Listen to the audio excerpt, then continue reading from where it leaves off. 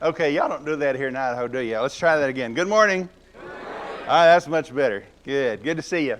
Okay, so the young people have a request this morning, and this world is not my home. What is this, $7.90 what? $7.95. Okay. This world is not my home, I'm just a passing through. My treasures are laid up somewhere beyond the blue. The angels beckon me from heaven's open door, and I can't feel at home in this world anymore. Oh Lord, you know I have no friend like you. If heaven's not my home, then Lord, what will I do? The angels beckon me from heaven's open door, and I can't feel at home in this world anymore.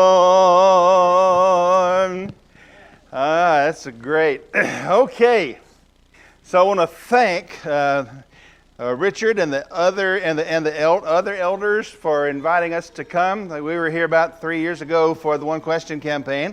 Joyce was not able to be here with us then, and we're glad that she is with us. We've really enjoyed having a little time to drive around, and we love this lectureship and the amount of time that you have put into it.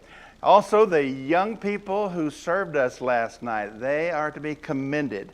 They were excellent. They're probably in a class somewhere now, but I just wanted to say that we appreciate the dinner as well as they're helping us to enjoy it and to have a good time. You have good people here. That's really good.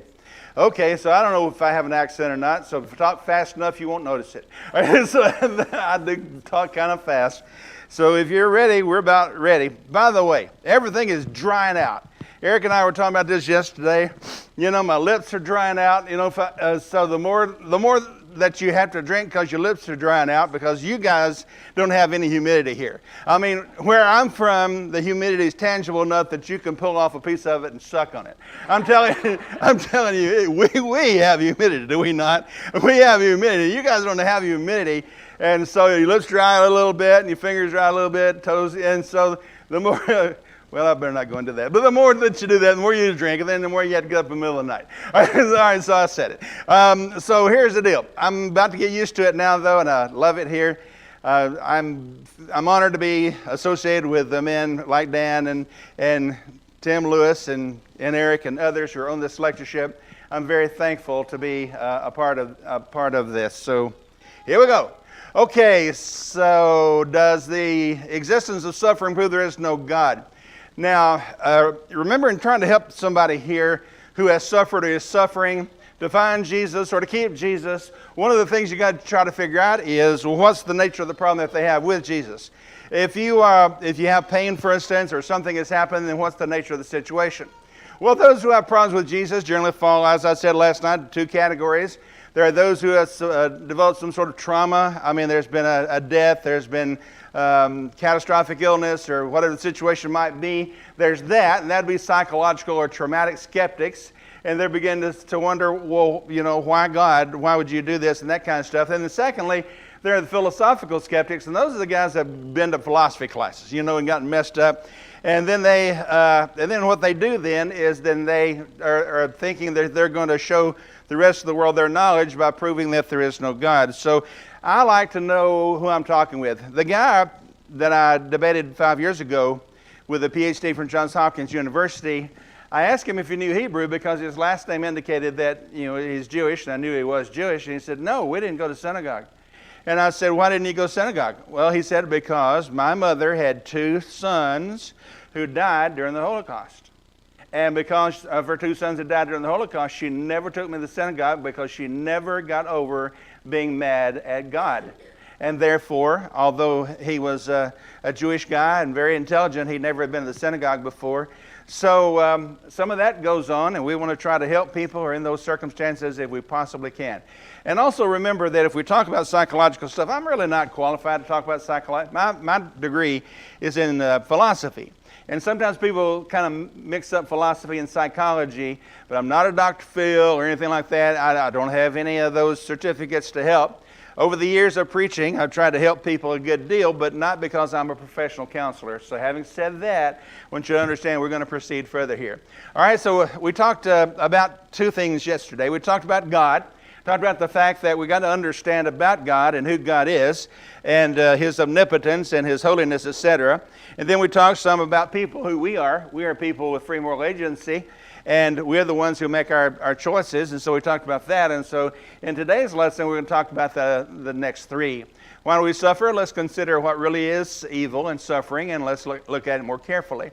So last night we tried to make the point that God is perfect and that people are free. And now we're going to talk about the fact that it is really sin that is the ultimate evil. I heard from Patty that you guys had an earthquake last year, but she's from Arkansas, and so she said one thing about being here is that you guys don't experience many tornadoes. Well, we have one about every 20 minutes where I'm from. Okay, and so we do have a few tornadoes and stuff. So whenever you do have those, you think to yourself, aha, so that earthquake, that was evil. Or aha, that tornado, that was evil. Or living near the coast, aha, that tsunami, that's evil. That hurricane, that's evil, whatever. Okay, so you think about those things and you think, well, that stuff has got to be evil. And some books that I read, they call them natural evils, Dave, because they occur in nature and they call them evil. But Thomas B. Warren taught me years ago that he did not like the phrase natural evils. Why?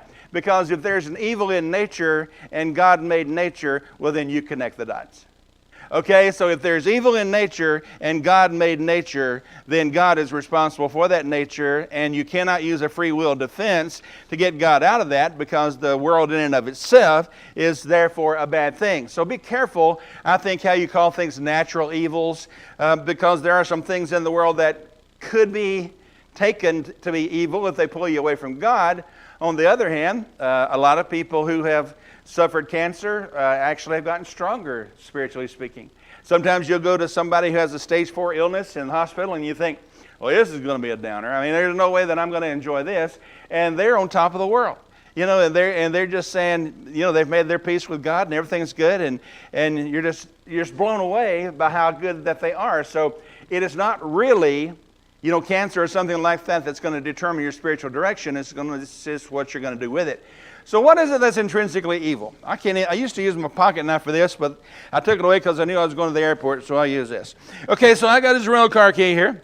All right, so what is it intrinsically? Well, if I want to know what it was intrinsically, I'd take this cover off right here, Mike. And if I did that, I'd be looking at some stuff probably I couldn't understand much, but some of you guys might understand it more. But if I look inside it, that's intrinsic. Okay, and if I look outside of it, that's extrinsic. And therefore, if there is anything that's evil, I want to know if there's anything that's evil all the way to the core. Like peeling an onion, and I can't do that because I'm allergic. But, if you peel an onion, you got to find a little bitty core down in the middle of the onion. But basically, you got one layer or another of onion, and that's why we have Mexican food. All right, but so when you think about that, then you say, what is it intrinsically? What is it intrinsically? All right, so the Bible's going to tell you that. The only thing that will interfere with your relationship 100 times out of 100, 365 out of 365, the only thing that's intrinsically evil is going to be sin. That big word, sin. All right, so why? Because sin has to do with missing the mark. And I'm assuming you guys have some hunters out here. And if you do, some of you probably spending some time with targets to try to see if your gun is aimed in, or if you're bow and arrow, then you try to figure that kind of stuff out, and you say, I want to be able to hit that target right there because I don't want to wound this animal. I want to harvest this animal, or whatever you call it, and I want to do that, and I don't want this animal to suffer. So you want to hit the mark. But whenever you miss the mark, that's hamartano in Greek, and that means I have missed that mark right there. Okay, so when I've missed that mark, I have sinned. That's how the word sin comes about. Therefore, I missed the mark. I mean, the mark was there, and I was aiming for the mark, but I missed it.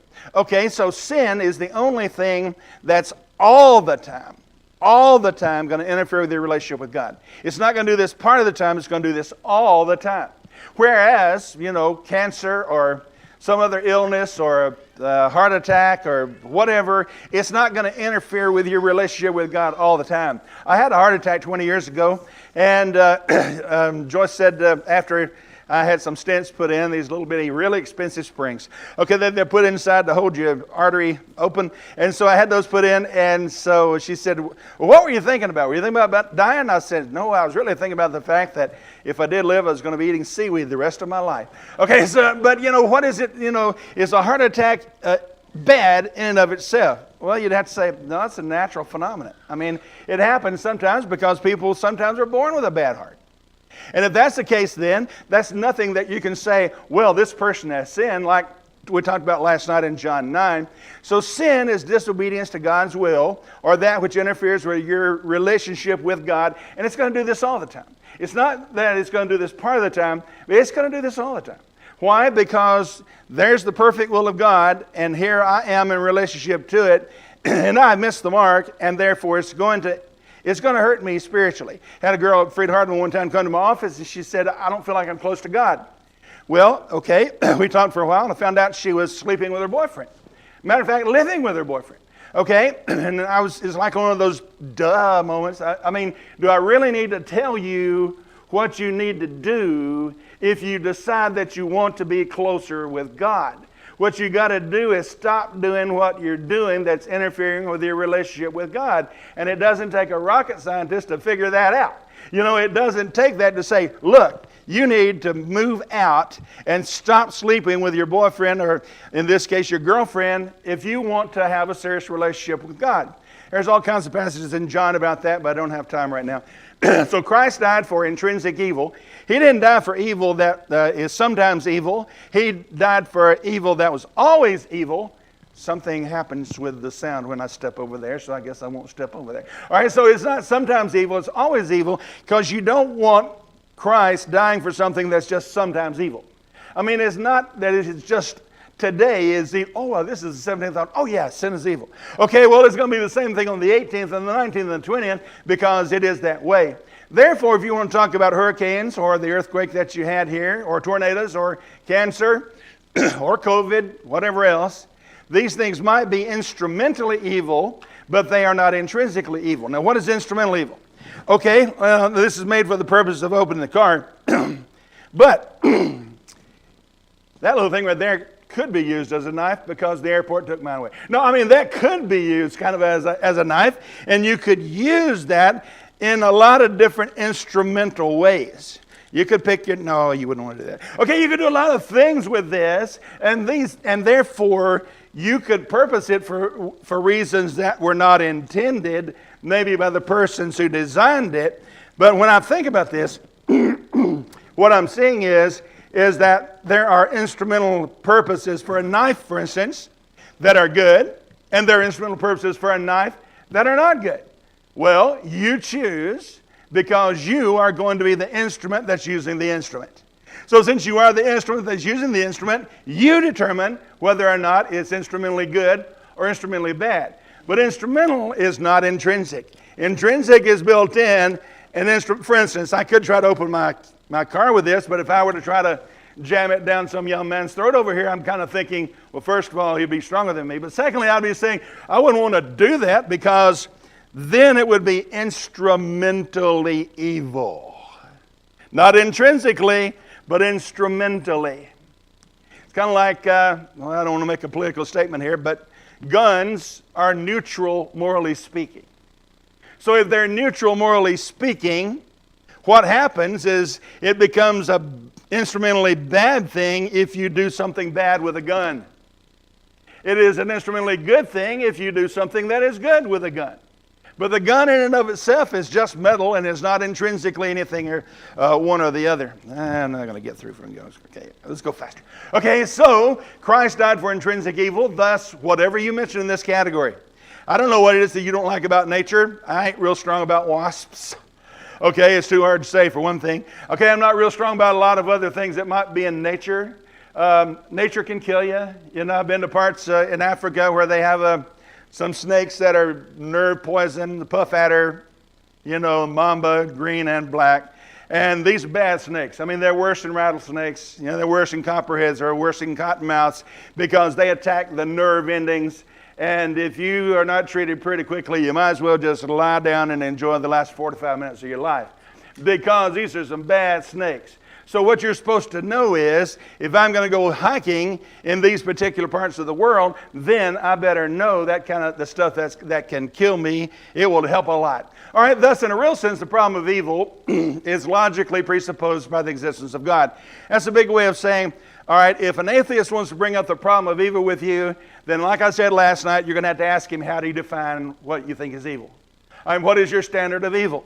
My dad used to use a Lufkin 6-foot rule. He was a carpenter. And it was amazing how he could go, and then all of a sudden it was just stretched out. Well, it's going to measure. You measure twice, you cut once. All right, and so you measure and you measure to make sure that it's right, because that's your standard of measurement. Well, if you're going to say that God is evil because he did so and so and so and so, then I want to know, how did you determine as an atheist, how did you determine what's right and wrong?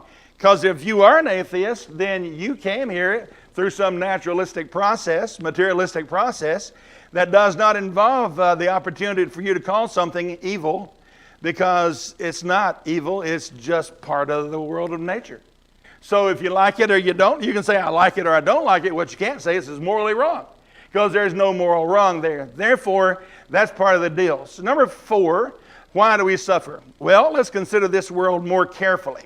In Arizona, when we were there one time in Mesa, and we were kind of hiking around a little bit, they have a type of cactus that kind of, whenever there's anything that's warm-blooded gets close to it, they'll just kind of, there's this kind of thing shoots out and sticks in your leg. I don't know if you had this before, but that's a good reason to wear long pants if you were walking out there in the middle of this, because there's even some bad cacti. I mean, they can spit stuff at you and it sticks to your leg. Do y'all have them here? Well, good for you. Okay, so what I'm saying then is that, all right, so what is really evil? Well, you better know the environment where you're going, especially if you're going to have to eat something there, and you could eat something that's poisonous, like some species of mushrooms, or some of them are quite good for you, and you can make some chicken soup. Okay, so now we have people that say, here's the deal. There was no evil in nature whatsoever until the fall. Let's say that together. 1, 2, 3, the fall. 1, 2, 3, the fall. Okay, so what is the fall? The fall is the fall in the Garden of Eden. And that's when, Adam and Eve sinned. Now, here's the way that I think it really came down. Eve was the one that sinned, and Adam was watching ESPN. Okay, and so she said, honey, got supper for you, and so he ate, and there you go. All right, but anyway, no, that's not exactly right. He was the one who was responsible, because he knew, and she was deceived in her transgression, according to 1 Timothy chapter 2. And so, yeah, Jana, I guess I can admit it. All right, so the men did it. All right, so if the men did that, then that's the deal. All right, so I guess then before then, there was no pain at all, right? Okay, well, did they have human bodies before the fall?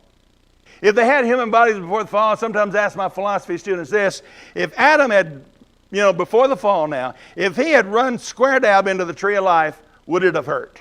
I mean, would it have hurt if he had done that? And I'm thinking what you're seeing here is that pain in and of itself is not the problem. There was increased pain after the fall, increased pain in childbirth, but did Adam have no sweat glands before the fall? I mean, could he sweat at all before the fall? Well, he certainly is going to after the fall. So what we see then is that Adam and Eve had flesh and blood bodies. Besides that, some people say, I just don't feel pain anymore. Okay, right now, for 24 hours, you will not feel any pain or any sensitivity whatsoever. You have no tactile sensation. You can't feel anything with your tongue. You can't feel anything with any part of your body. Now, what does this environment become to you? And I'm going to tell you that this environment now is full of things that's going to kill you. Why? You ever been to the dentist? Hey, inside your mouth. Okay? It doesn't inside your mouth. And when they tell you the mouth right there, you say, I think I bit something. What's wrong here? I bit my tongue. That's what's going on there. And I didn't know that I did it, and my mouth is full of blood. I said, why? Because I can't feel. You better not try to chew if you can't feel, because that tongue and your mouth is going to help you to masticate your food. And if you don't have that, you can hurt yourself badly, even trying to eat. What about that door back there? Oh, that's a kind door. That door loves me. That door doesn't care anything about you. And if your fingers are caught in that door, you can just say, look at that.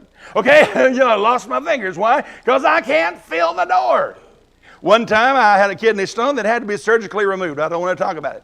But here's the deal. They let you out of the hospital whenever you can get the feeling back in the bottom half of your body. I had an epidural, did not have a baby. Okay, and so then I didn't have any feeling here, but I wanted out of that hospital because I'm a preacher. I've been in hospitals a lot. I don't want to be in a hospital.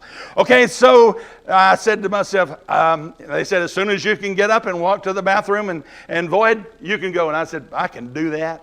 All right, and so I said to my legs, swing over here. Okay, legs, and they're just laying there. So I said, it must be a communication problem. So I took one like this and pulled it over like this. And I took the other one and I pulled it over like that. I'm thinking, I'm getting out of this hospital. And I tried to walk with no feeling in my legs. And guess what happened to Brother Ralphie? Brother Ralphie fell on his face on the floor, and I had to have help getting back up in the bed, and I stayed in the hospital a little longer because I was stupid. All right, and why is that? Because I couldn't feel my legs. Now, is pain the problem? No. Matter of fact, pain helps you to learn from your environment. You learn those things that are good for you, those things that are not good for you. As parents, of course, there's some things that you don't want your children to experience.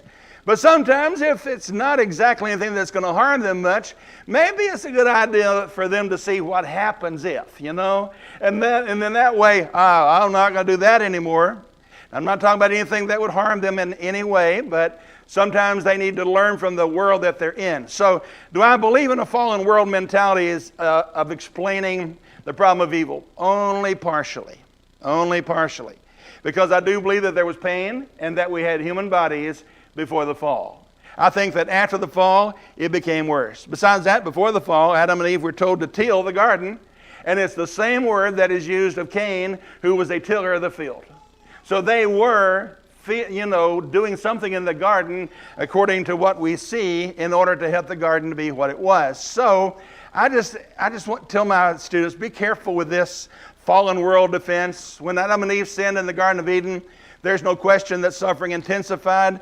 Some even think, like my friend Joe DeWeese, who's now at Freed-Hardeman, I'm so thankful.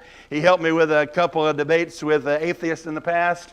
And he covers the biochemical side, PhD in biochemistry from Vanderbilt University. So he thinks that the DNA was affected some after the fall.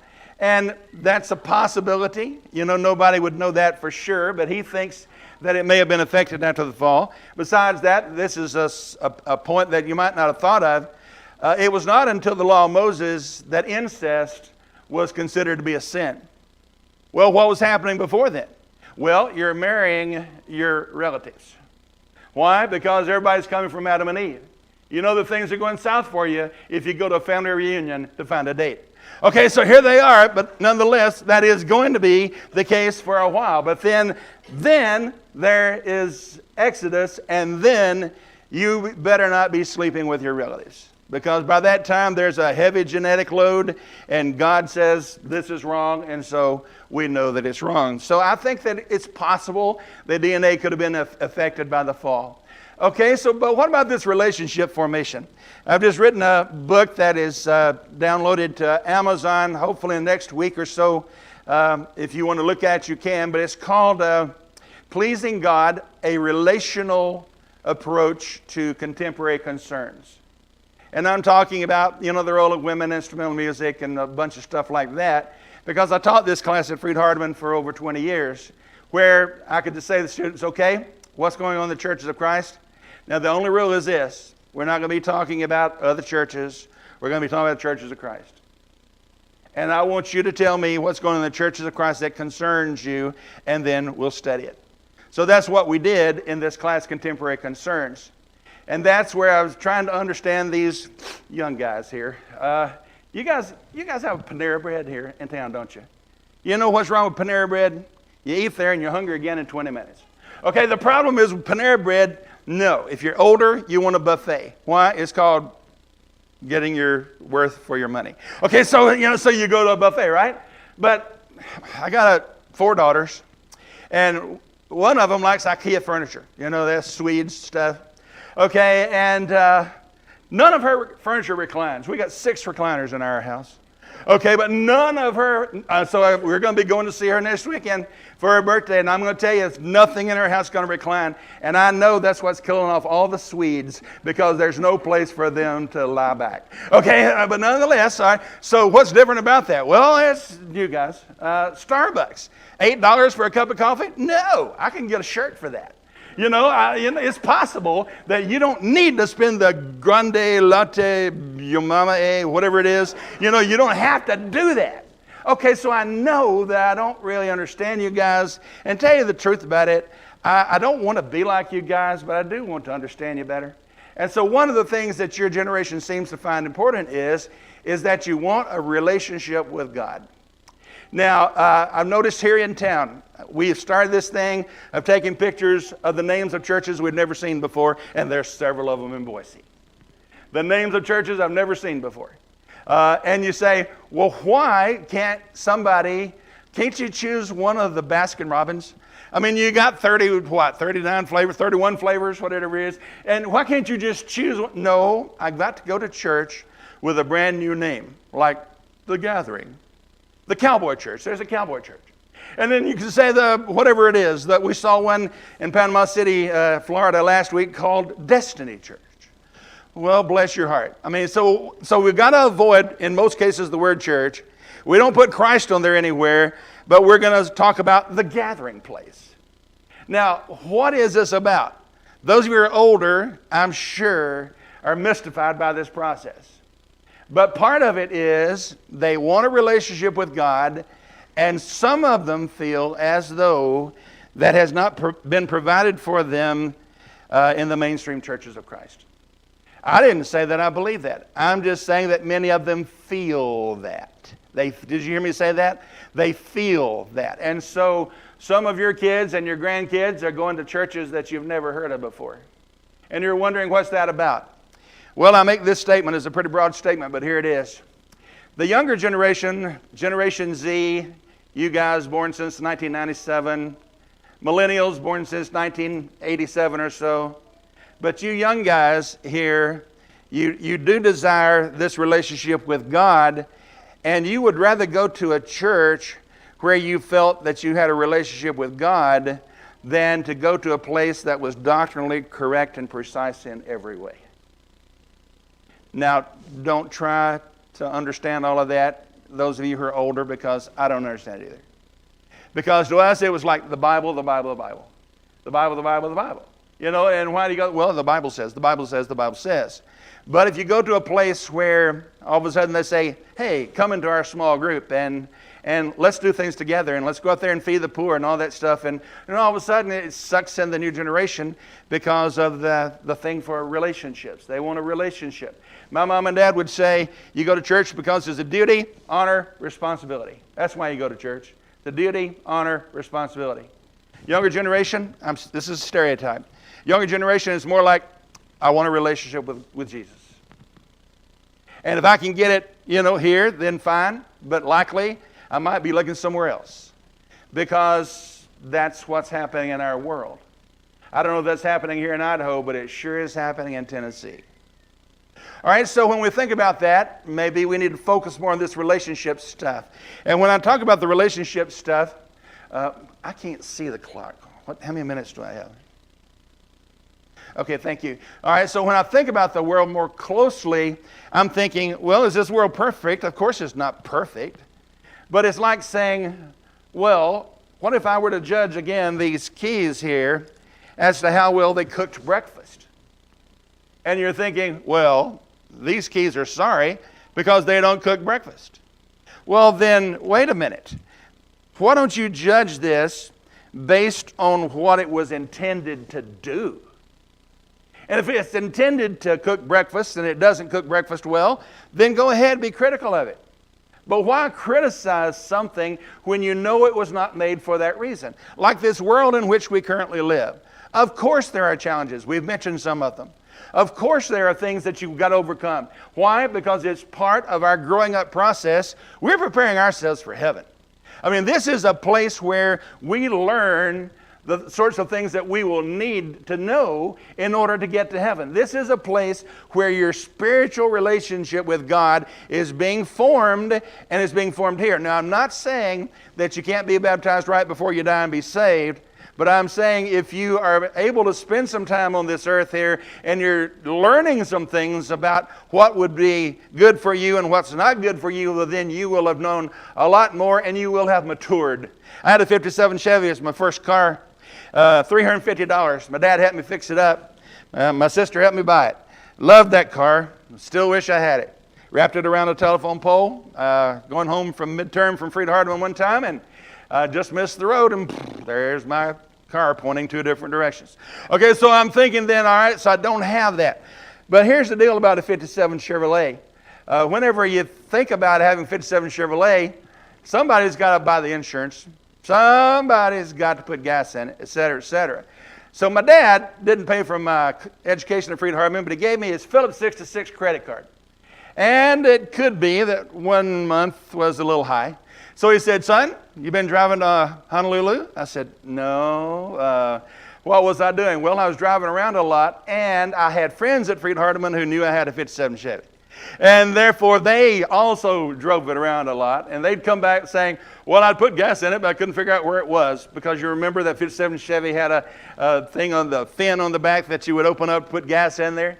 So I learned then, okay, now I don't have that credit card, now what? I became much more conservative with who borrowed my car. I became much more conservative also with trying to peel out, which was really important when you're young, leaving rubber on the pavement. Why? Because you got testosterone and you're dumb. Okay, and so you say to yourself, I'm just going to do this. And then all of a sudden you think, uh-oh, I'm buying the next set of tires. That's different. That's also called maturity. Whenever you have to do this yourself, then all of a sudden you learn a lot more about car maintenance. You learn a lot more about how you're going to drive, etc., because you know now that some things are going to be different than the way that they were before. God knew this too. He made this as an ideal environment for the developing of a relationship with Him. Now, He knew that there were going to be tough things in this world. And I want to just, because of time, I want to go down to a short list that I made here. Number one, this world, to be the ideal world that God had in mind, would need to provide for your physical needs. Now, I didn't say this is going to be easy, but you can eat. And you can find good water. And you can find shelter. All right, that is possible in this world. Doesn't mean that it's always going to be easy, but it's going to be possible. Number two, it must allow you to maximize your freedom of choice. Not just about moral things, which would be your moral freedom of choice, obviously, but shall I choose to do this? As Jesus would say, are you going to build your house in the middle of a wadi? That's a term for a dried out creek. And now you're in Israel and it's March. And that means it's time for some of the rains to come in some of the places, like the Jezreel Valley. And so here you are with your house in the middle of a dried up creek. And the rains come and the winds blow and beat upon that house, and it falls because you built it in the wrong spot. But if you want to build it in the right spot, then build it on Jesus, because that's always going to be the right spot. Number three, it needs to challenge you socially and morally. Social challenges you are aware of. I've noticed one of the things about my girls, that the door was always open to their bedroom till they start reaching puberty. And then all of a sudden, the door closes. It's kind of like, whew, what's wrong with that? Well, that means I used to go in and out of your room and it wasn't a big deal. But now all of a sudden you're, 10, 11, 12 years old and you get weird. And why is that? Well, because now your world is going to be a lot different post-puberty than before. And it's going to be very different when you try to figure out a lot of the relationships at school. Some of you are going to feel bullied. Some of you may bully. If you do, please don't. Some of you may feel that you fit in. Others of you may feel that you do not fit in, but you are learning in the process. And by the way, you don't have to marry the first person that you date. My wife took that to heart. Okay, so both of us had dated before. And at Freed Hardman, it was a good place to do that, was it not, guys? It was a good place to date. But one of the things that you want to learn about dating is not just that you want to have somebody go to the movie. You're going to find out, who do I need to marry if someday I want to marry? So I had a first date with Joyce. We went to see Finian's Rainbow. And we went to the finest places to eat in Jackson. We went to Mickey D's. And then we came back, drove back 20 miles or so, and it was time for her to be let off at the Hardeman house. And so this is our first date. It's a little awkward. I don't know exactly, what to do here. And then she said, well, let's pray.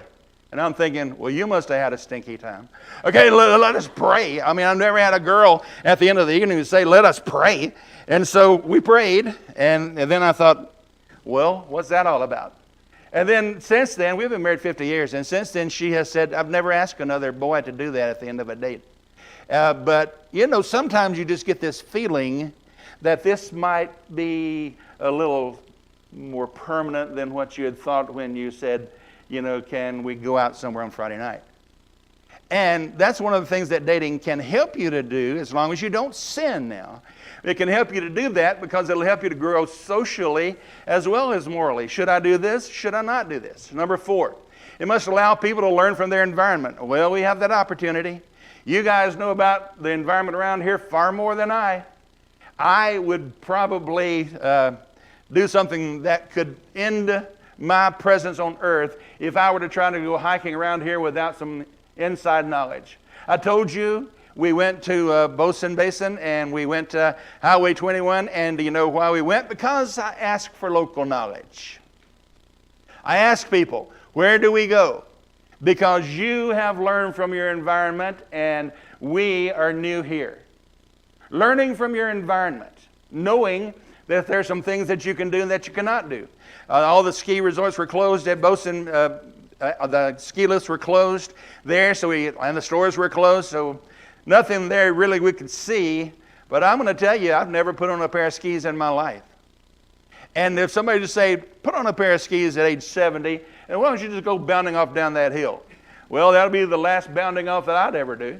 Because I haven't had that opportunity to learn from my environment because I don't know how to ski. Number 5, an ideal world will allow you to build relationships. Like Joyce, of course, like Jeff Jenkins, my best friend.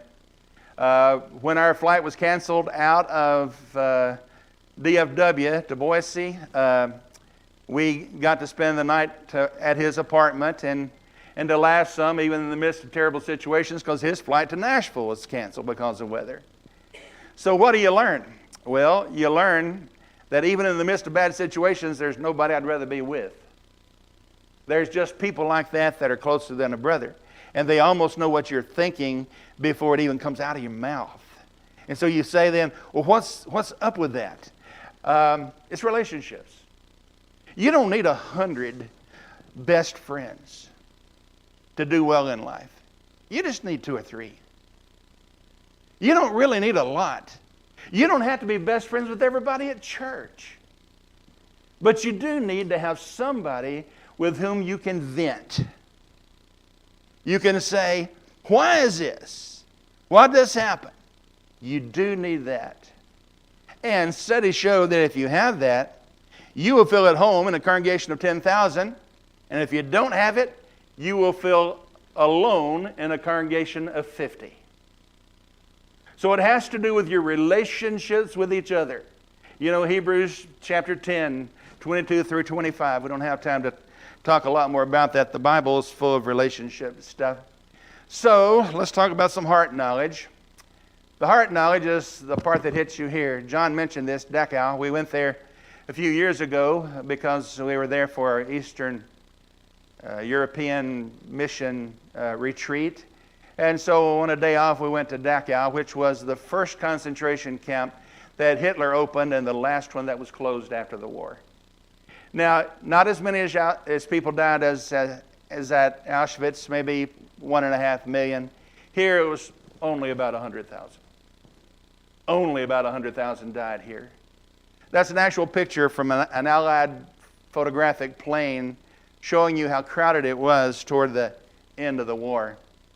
These barracks that you're looking at, they're reproductions, but they're made on the same spot They're made for 200 people to sleep here. At the end of the war, 2,000 people were sleeping there. Okay, so that means then, who gets the blankets? Cold weather in Germany. How do you get treated? Open area for every need that you have that's biological. Went to the crematorium area.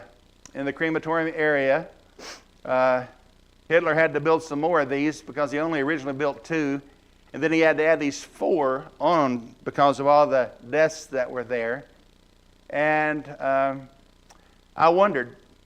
Now, about 89% of them were Jewish. A lot of them were gays and homosexuals. And then a lot of them were Polish Orthodox priests. Just people that Hitler decided that, So this guy from Austria, who wasn't even German, this guy from Austria with brown eyes and brown hair is thinking that somehow or another the sandy-colored hair with the blue eyes is superior. And he had dye injected into the eyes of little Jewish children with brown eyes, seeing if he could turn them to blue. Joseph Mengele was known as the angel of death because he directed a lot of these experiments.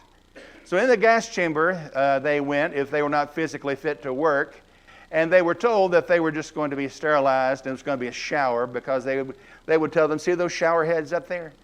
Well, then they would close all the doors and close all the vents, and then Zyklor B, a type of gas, was piped into there so that they would die in this area by the hundreds. Picture at the end of the war, actual photograph at the end of the war of the dead bodies that they didn't have a chance to cremate at the end of the war. Now let me tell you the predicament you're in if you don't believe in God. Here's your predicament. Hitler. Did he violate German law? No, he was German law. Number 2, did he violate international law? Well, there was no international law at the time. Number 3, did he violate Nazi law? Nope, he is the one who invented Nazi laws. Well, then what law did he violate? And what core morality was there? There was a judge by the name of Judge Jackson who said this in the Nuremberg trials after the war to try to decide whose fault this was. As an international military tribunal, it rises above the provincial and transient and seeks guidance not only from the international law, but also from the basic principles of jurisprudence, which are assumptions of civilization and which long have found embodiment in the codes of all nations, i.e. moral argument. But you can't use the word God because it's going to be, of course, illegal.